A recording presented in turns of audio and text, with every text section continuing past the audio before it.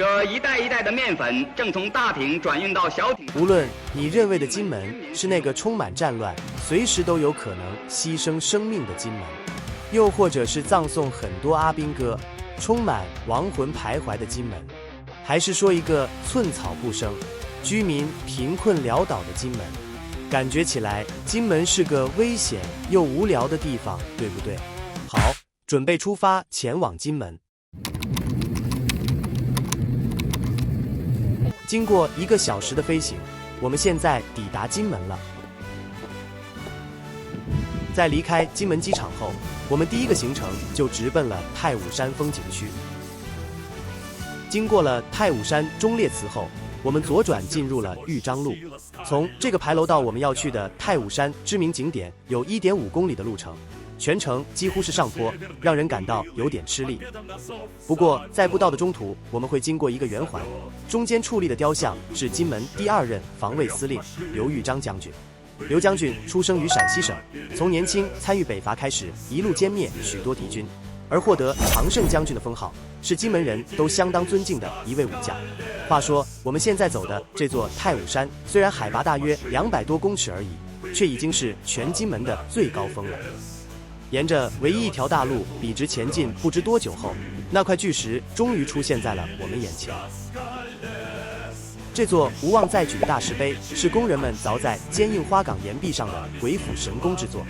前总统蒋中正以春秋战国时期的典故来提醒未处前线的军民们莫忘收复国土的信念，予以勉励用途。如今这尊无望再举石仍然矗立在70几年前的那个老位置，在金门最高峰上保留住最原始的记忆。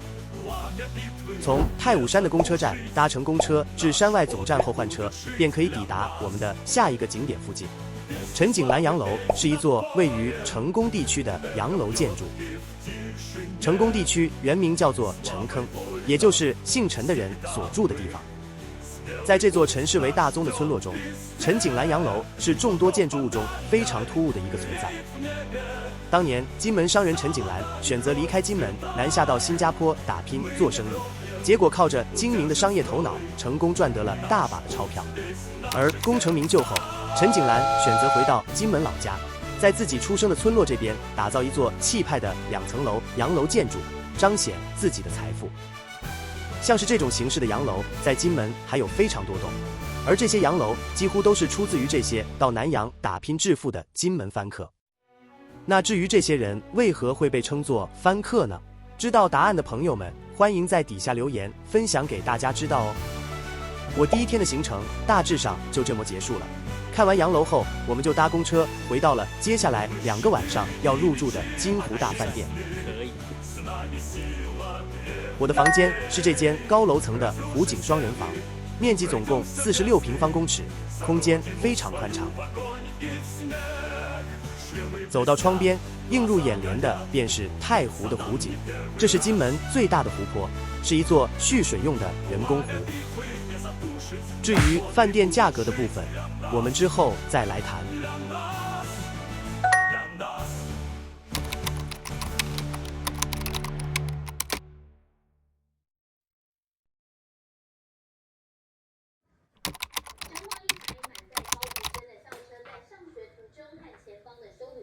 早晨的金门果然非常寒冷，但这并不影响今天的行程。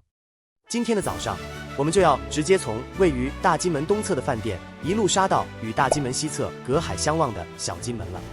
以前要想往来大小金门，就必须要到码头搭船往返，但就在几年前，金门大桥正式完工通车，让大小金门的民众可以透过陆路直接穿梭于2地之间。你知道吗？其实金门大桥大金门端有弄一个风师爷造型的景观墙，而小金门端则是用风机哦。跨过了全长5.4公里的金门大桥后，我们抵达了俗称小金门的烈屿乡。而小金门的第一个景点离金门大桥不远，叫做地雷主题馆。从勇士堡的入口进入又窄又长的地下通道，杳无人烟的感觉格外刺激。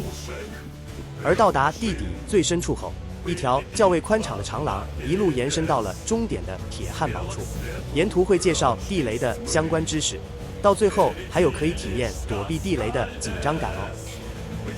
下一个景点，我们要沿着以前的战备道向小金门的北方前进。话说，早期的战备道是只有在道路上铺上2条平行的水泥让车轮通过而已。如今的战备道有加强，并且美化过，不过走起来还是会有点颠簸。在车内上下跳动了不知道几下之后，我们来到了小金门北端的沙溪堡。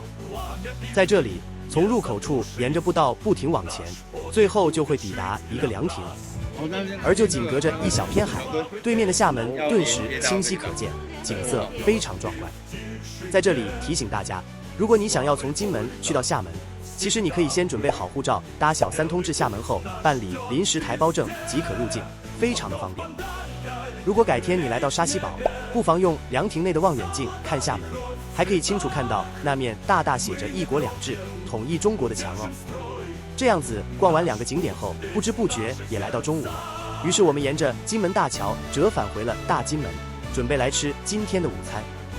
今天的午餐是牛家庄，果然来金门就是要品尝最道地的金门牛料理了。这家葱爆牛肉的牛肉真的超级软嫩的，好吃。另外，他们的牛杂汤料也很丰富，也可以点来吃吃看。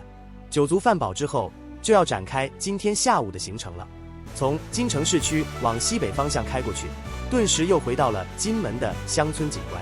而不知不觉之中，我们就抵达了隐藏在树林里头的古宁头战史馆。古宁头战史馆去年才刚完成翻修工程，整个外表跟内装都非常的干净整洁。由于古宁头战争时间总长度仅有56个小时，因此没有留下任何影像记录，所以馆内陈列着的是14幅依照参战老兵口述所描绘出来的油画画作。实际在战史馆内看到这些画作，虽然自己没有在这片战场上作战过，但还是会不自觉地激动落泪。参观完古宁头战史馆后，就要前往下一个金门景点了。但此时的我们还不知道，接下来的景点参观过程将会变得非常辛苦。